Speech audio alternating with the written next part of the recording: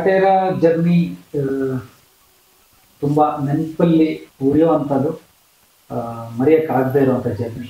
Tarun sir ನಿರ್ದೇಶನ, ಜಡೇಶ್ ಅವರ ಕತೆ, ಅವರಿಬ್ಬರು ಸೇರಿ ಮಾಡಿರುವಂಥ ಒಂದು ಸ್ಟೋರಿ ಲೈನು, ಸ್ಕ್ರೀನ್ ಪ್ಲೇ, ಅದ್ರ ಜೊತೆಗೆ ಬರಹಗಾರನಾಗಿ ನನಗೂ ಅದು ತುಂಬಾನೇ ಒಂದು ವಂಡರ್ಫುಲ್ ಮೂಮೆಂಟ್. ಸರ್, ದರ್ಶನ್ ಸರ್ಗೆ ನೀವು ಕತೆ ಬರ್ತಿದ್ರ ಅಂತ ಗೊತ್ತಾದಾಗ ಫ್ಯಾನ್ಸ್ ಕಡೆಯಿಂದ ಕಮೆಂಟ್ಸ್ ಎಲ್ಲ ಬಂತು ಸರ್, ಮಾಸ್ತಿ ಸರ್ ಕೊನೆಗೂ ನಮ್ಮ ಬಾಸ್ಗೆ ಮಾಡ್ತಾ ಇದ್ದಾರೆ ಅಂತ. ಆ ಕಮೆಂಟ್ಸ್ನೆಲ್ಲ ನೀವು ಹೇಗೆ ಸಿಕ್ಕೋದು ಸರ್? ಡೈಲಾಗ್ಸ್ ಬರೆದಿರೋದು ಮಾತು ಇವತ್ತಿಗೂ Darshan sir cinema ಡೈಲಾಗ್ಗಳು.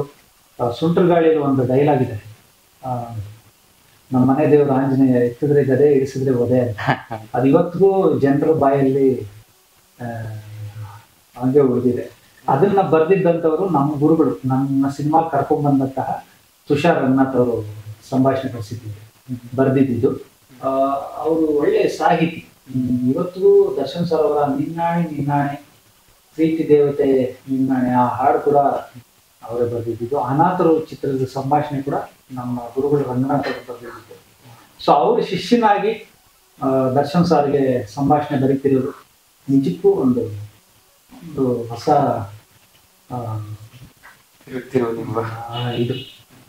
Tarun sir ಜೊತೆ ನಿಮ್ಮ ಒಡನಾಟ ಹೇಗಿತ್ತು ಸರ್?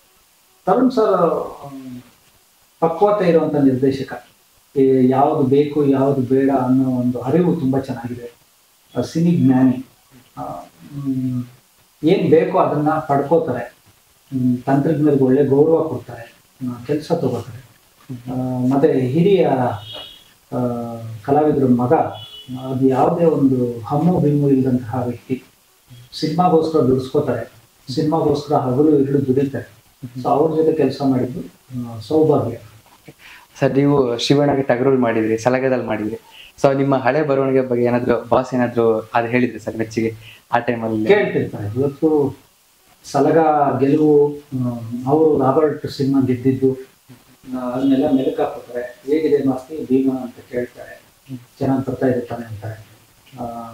ಅವ್ರ ಸ್ನೇಹ ಮತ್ತೆ ನಮ್ಮಂತ ಸಣ್ಣ ಬರಹಗಾರರಿಗೂ ಅವರು ತುಂಬಾ ದೊಡ್ಡ ಬೆಲೆ ಕೊಡ್ತಾರೆ. ಎಲ್ಲೋದ್ರೂ ಒಪ್ಕೋತಾರೆ, ಬಾಯಿ ತುಂಬ ಮಾತಾಡಿಸ್ತಾರೆ, ಹೇಗೆ ನಡೀತಿದೆ ಜೀವನ ಅಂತ ಕೇಳ್ತಾರೆ. ಕಲಾವಿದನಾಗ ಅಲ್ಲದೇನು ಒಂದು ಹ್ಯುಮ್ಯಾನಿಟಿ ತುಂಬಾ ಚೆನ್ನಾಗಿದೆ. ಅದೆಲ್ಲ ಇದ್ದಿದ್ದಕ್ಕೆ ಇವತ್ತು ಅವರು ದೊಡ್ಡ ಮಟ್ಟದ ಸ್ಟಾರ್ ಆಗಿ ಎಲ್ಲರ ಮನಸ್ಸಲ್ಲೂ ರಾರಾಜಿಸ್ತಾರೆ. ಸರ್, ಅವರು ಸ್ಟಾರ್ ಬಿಟ್ಟು ಅವರು ಇರೋ ಅಭಿಮಾನಿಗಳು ಇರ್ಬೋದು, ಅವ್ರು ಲೈಫ್ ಲೀಡ್ ಮಾಡ್ತಿರೋ ಪ್ರಾಣಿಗಳ ಮೇಲೆ ಇರೋ ಪ್ರೀತಿ ಇರ್ಬೋದು, ಅದೆಲ್ಲ ನೋಡೋದು ಹೇಗೆ? ಅಚ್ಚರಿ. ಯಾಕಂದ್ರೆ ಮುಗ್ಧ ಪ್ರಾಣಿಗಳು, ಮೂಕ ಪ್ರಾಣಿಗಳ ಮೇಲೆ ಒಂದು ಅನುಕಂಪ ಎಲ್ರಿಗೂ ಇರುತ್ತೆ. ಆದ್ರೆ ಅಗಾಧವಾದ ಪ್ರೀತಿ ಇದೆಯಲ್ಲ, ಅದು ದರ್ಶನ್ ಸಾರ್ಗೆ. ಇವತ್ತಿಗೂ ಅವರು ಪಟಾಲಮಲ್ಲಿ ನಮ್ಗೆ ಹೇಳೋದು ಏನು ಅಂದ್ರೆ, ಎಷ್ಟೇ ಚಿತ್ರೀಕರಣದ ಒತ್ತಡ ಇರಲಿ, ಸಮಯದ ಅಭಾವ ಇರಲಿ, ಒಂದು ಪ್ರಾಣಿಗೆ ಒಂದು ಸಣ್ಣ ಜ್ವರ ಬಂದ್ರು ಇಲ್ಲಿಂದ ಮೈಸೂರಿಗೆ ಹೋಗ್ತಾರೆ, ಅದನ್ನ ವಿಚಾರಿಸ್ತಾರೆ. ಅಲ್ಲಿ ಆಲ್ರೆಡಿ ವೈದ್ಯರನ್ನ ಇಟ್ಟಿರ್ತಾರೆ. ನಾನು ಹೇಳೋದು, ಒಂದು ಪ್ರಾಣಿಗಳ ಮೇಲೆ ಅಷ್ಟು ಪ್ರೀತಿ ಇರುವಂತ ಮನುಷ್ಯ ತನ್ನ ಜೊತೆಗಿರೋರು, ತನ್ನ ಅಭಿಮಾನಿಗಳಿಗೆ ಅವರು ನೀಡೋ ನೆರವು, ಎಷ್ಟೋ ವಿದ್ಯಾಭ್ಯಾಸಕ್ಕೆ, ಮತ್ತೆ ಯಾವ ನೆರವನ್ನು ಅವರು ಎಲ್ಲೂ ಹೇಳ್ಕೊಳಲ್ಲ. ತುಂಬಾ ಜನ ನಮ್ಗೆಲ್ರಿಗೂ ಇಷ್ಟ ಆಗೋದು ಅದೇ. ಈಗ ಒಂದು ಆರ್ಗನೈಸೇಷನ್ ಅಂತ ಬಂದಾಗ ಶಿವಣ್ಣ ಅವ್ರು ನಡೆಸ್ತಾ ಇದ್ದಾರೆ. ದುನಿಯಾ ವಿಜಯ್ ಎಷ್ಟೋ ಕೈದಿಗಳನ್ನ, ನಿರಪರಾಧಿ ಕೈದಿಗಳು ಒಂದೊಂದ್ಸತಿ ಯಾವುದೋ ಒಂದು ತಪ್ಪು ಸಾಕ್ಷ್ಯಗಳಿಂದ ಹೊರಗಿರ್ತಾರೆ, ಲಕ್ಷಾಂತರ ರೂಪಾಯಿ ಕೊಟ್ಟು ಅವ್ರನ್ನ ಬಿಡಿಸೋದು, 3 ಲಕ್ಷ ರೂಪಾಯಿ ಕೊಟ್ಟು ಬಿಡಿಸಿದ್ರು. ಮತ್ತೆ ನನಗೆ ಇವತ್ತಿಗೂ ನೆನಪಿದೆ, ಒಂದ್ಸತಿ ಹಿಂಗೆ ಸುದೀಪ್ ಸರ್ನ ಭೇಟಿಯಾದಾಗ ಅವರೊಂದು ಮಾತು ಹೇಳಿದ್ರು. ನಾನೇ ನೆನಪಿಸ್ದೆ, ಸರ್ ಒಂದು ನಿಮ್ಮ ಅಭಿಮಾನಿಗಳು ಒಂದು ಬೆಳ್ಳಿ ಕಿರೀಟ ಇಟ್ಟಾಗ ನೀವು ಅದನ್ನ ವಾಪಸ್ ಕೊಟ್ಬಿಟ್ರಲ್ಲ ಸರ್, ಯಾವ್ದಾದ್ರು ಒಂದು ವಿದ್ಯಾಭ್ಯಾಸ ಕೊಟ್ಬಿಡಿ ಒಂದು ಹುಡುಗಿಗೆ ಅಂತ ಹೇಳಿದಾಗ, ಅವಾಗ ಅವ್ರು ಹೇಳಿದ್ದದೆ, ಕೊಡ್ತಾರೆ, ಪ್ರೀತಿಯಿಂದ ಕೊಡ್ತಾರೆ, ಅದನ್ನ ನಾನು ಇಟ್ಕೊಂಡು ತಲೆಯಲ್ಲಿ ಇಟ್ಕೊಂಡು ಓಡಾಡಲ್ಲ ನನ್ನ ಕಿರೀಟನ.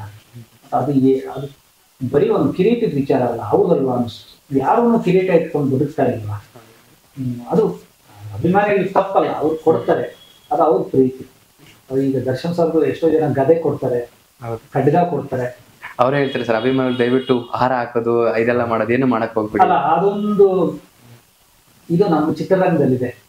ಯಾವುದೇ ಒಂದು ನೆರೆ ಬರ ಪರಿಹಾರ ಅಂದ್ರೆ ಅಂತ ಪರಿಸ್ಥಿತಿಗಳಲ್ಲಿ ಪ್ರಕೃತಿ ವಿಕೋಪಗಳಾದಾಗ ಆ, ಯಾರೋ ನಮ್ಮ ನಾವು ತುಂಬಾ ಪ್ರೀತಿಸೋರು ಹಸನಿದ್ದಾಗ ಜನ್ಮದಿನಗಳನ್ನ ಆಚರಣೆ ಮಾಡ್ಕೊಳಲ್ಲ.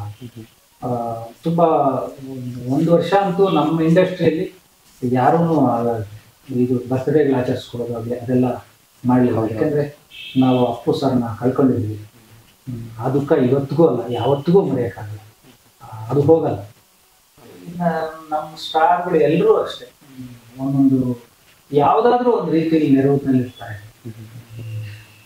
ಅಪ್ಪು ಸರ್ ಅಂತೂ ಸಲಾಗದು ತಿನ್ನಿಗ ತಿಷ್ಟ ಅವರು ಶೂಟಿಂಗ್ ಸೆಟ್ ಅಲ್ಲೂ ಹಾಕೊಂಡು ಕೇಳ್ಕೊಂತ ಇದ್ರಂತೆ. ಅವರು ಅಷ್ಟು ಇಷ್ಟಪಟ್ಟು ಎಷ್ಟು ಅವ್ರು 4-5 ಸಾಲ ಆಡೋದು. ಮತ್ತೆ ಗಾಯಕ ಬೇರೆ ಅವ್ರ ಬಾಯಲ್ಲಿ ತಿನ್ನಿಗ ತಿಷ್ಟ ಕೇಳಾದ್ಮೇಲೆ ದೊಡ್ಡ ಮಟ್ಟದ ಯಶಸ್ಸಾಯ್ತು ಆ ಸಿನಿಮಾ ಹಾಡು. ಆ ಸಿನಿಮಾಗೂ ಅದಷ್ಟೇ ಸಾಕು. ಕೆ.ಪಿ. ಶ್ರೀಕಾಂತ್ ಸರ್ ನಿರ್ಮಾಣ, ವಿನೋಜಿ ಅವರ ನಿರ್ದೇಶನ. ಸೊ ಅಲ್ಲೂ ಸಲಗಾಲು ನನಗೆ ಬರಹಗಾರನಾಗಿ ಒಂದು ಒಳ್ಳೆ ಇದು ಸಿಕ್ತು. ಸಲಗ ಟಗರು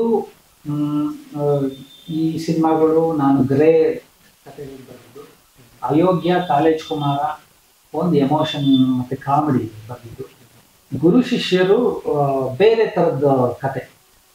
ಅದು 80s kids ಅಲ್ಲೇ 80s kids ಮತ್ತೆ ನಮ್ಮ ಕ್ರೀಡೆ ಖೋಖೋ ಅದು ನಶಿಸಿ ಹೋಗೋ ಸಮಯದಲ್ಲಿ ಜಡೇಶ್ ಅವರು ಆ ಕತೆ ಮಾಡಿ ಅದರಲ್ಲಿ ಆ ಗೇಮ್ ಕೂಡ ನಮ್ಮ ಗೇಮು ಅದನ್ನ ಹೆಂಗ್ ಉಳಿಸ್ಕೋಬೇಕು ಅನ್ನೋದ್ರ ಮೇಲೆ ಮಾಡಿದ ಕತೆ. ಅದು ಚೆನ್ನಾಗಿತ್ತು. ಗುರು ಶಿಷ್ಯರು ಚಿತ್ರ ನನಗೆ ಒಳ್ಳೆ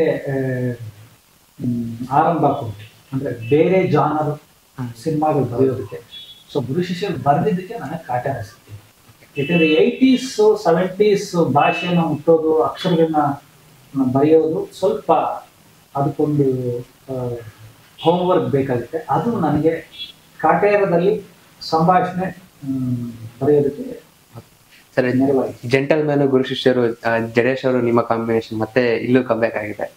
ಸೊ ನಿಮ್ಮ ಅವರ ಒಡನಾಟ. ನನಗೆ ಜಡೇಶ್ ತುಂಬಾ ಇಷ್ಟ. ನೀವು ನಂಬಲ್ಲ, ಜಡೇಶ್ ಅವರು ಶಂಕರಮಠ ಪಾರ್ಕ್ ಅಲ್ಲಿ ನಮ್ಗೆ ಕತೆ ಹೇಳಿದ್ರು, ಜೆಂಟ್ಲ್ಮನ್ ಕತೆ.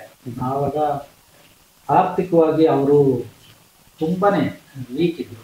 ಅಂದ್ರೆ ನಿರ್ಮಾಪಕರು ಸಿನಿಮಾ ಮಾಡೋಣ ಅಂತ, ಎಲ್ಲರೂ ಕೈ ಜೋಡಿಸ್ಕೊಂಡು ಸಿನಿಮಾ ಮಾಡೋಣ ಅಂತ. ಸೊ ಅವರು ಯಾವುದೇ ಒಂದು ತಂತ್ರಜ್ಞಾನ, ಅವ್ರಿಗೆ ಇಷ್ಟ ಆಗೋ ತಂತ್ರಜ್ಞಾನ ಹಣ ಕೊಟ್ಟು ಕೆಲಸ ಮಾಡಿಸೋದು ಸ್ವಲ್ಪ ಕಷ್ಟ ಆಗಿತ್ತು. ಆವಾಗ ತಮ್ಮ ಮನೆಯಿಂದ ದುಡ್ಡು ತಂದು ನನಗೆ ಖರ್ಚಿಗೆ ಅಂತ ಕೊಟ್ಟರು. ಸೊ ನಾನು ಕೇಳಿದೆ, ಸರ್ ಇದು ಹೆಂಗೆ ಅಂತ. ನೀವು ಇಟ್ಕೊಳ್ಳಿ ಅಂದರು. ಅದೊಂದು ಎಮೋಷನಲ್ ಮೂಮೆಂಟ್. ಅಂದರೆ ಒಂದು ಸಿನಿಮಾಗೆ ಚೆನ್ನಾಗಿ ಬರೆಸ್ಬೇಕು, ನಮ್ಮ ಕೈಲಾದ್ದು ಮಾಡಬೇಕು, ಒಂದು ಒಳ್ಳೆ ಸಿನಿಮಾ ಮಾಡಬೇಕು. ತುಂಬ ಕಡಿಮೆ ಬಡ್ಜೆಟಲ್ಲಿ ಗುರುದೇಶ್ ಪಾಂಡೆ ಅವ್ರಿಗೂ ನಾವು ಥ್ಯಾಂಕ್ಸ್ ಹೇಳಬೇಕು. ಯಾಕಂದರೆ ಜಡೇಶ್ ಥರದ ಒಬ್ಬ ಅವ್ರ ಟೀಮ್ ಹುಡುಗನಿಗೆ ಸಿನಿಮಾ ಕೊಡೋದು, ಆ ಸಿನಿಮಾನ ಒಂದು ಮಟ್ಟದ ಗೆಲುವು ಪಡಿಸೋದು, ಅದೆಲ್ಲ ಜೀವತ್ಗೂ ಜೆಂಟ್ಲ್ಮನ್ ಪ್ರಜ್ವಲ್ ದೇವರಾಜ್ ಅವರ ಅಭಿಮಾನಿಗಳಿಗೆ ತುಂಬ ಒಳ್ಳೆ ಸಿನಿಮಾ ಅಂತ.